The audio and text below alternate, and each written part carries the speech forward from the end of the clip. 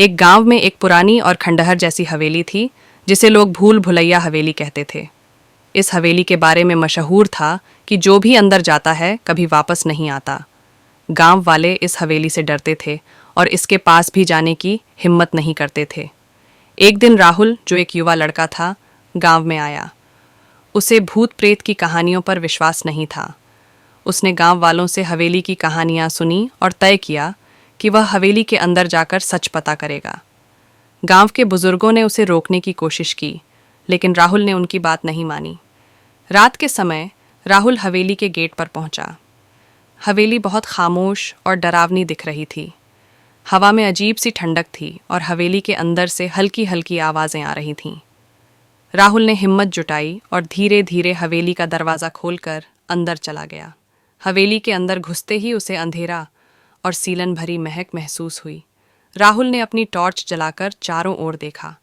हवेली का इंटीरियर बहुत ही बड़ा और पेचीदा था, जैसे कोई भूल भुलैया।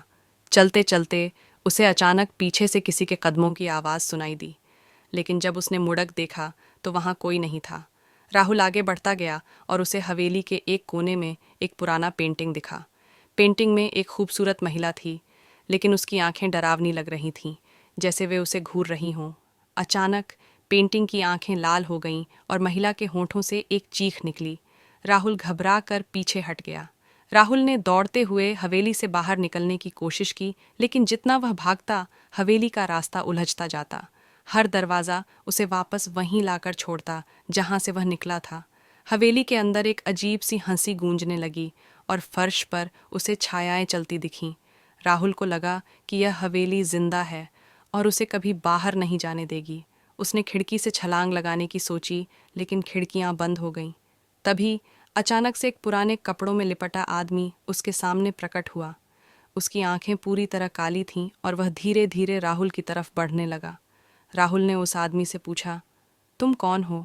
आदमी ने धीरे से कहा, यह हवेली तुम्हारी कब्र बन जाएगी। जो भी यहाँ आता है वो हमारा हो कब्र बन जाएगी। जो भी यहाँ आता है वो हमारा हो जाता है।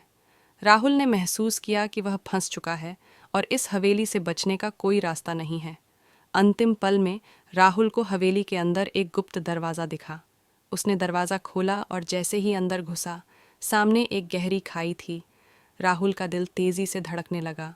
वह समझ नहीं पा रहा था कि खाई के उस पार कैसे जाए।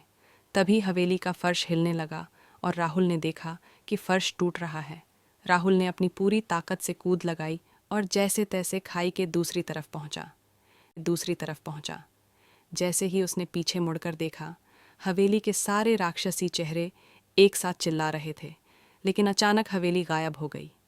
राहुल सुरक्षित बाहर निकल आया, लेकिन उसकी आंखों में अब भी डर और हैरानी थी।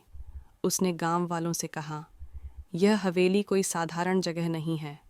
वहाँ जो गया उसकी सच्चाई कभी वापस नहीं आती।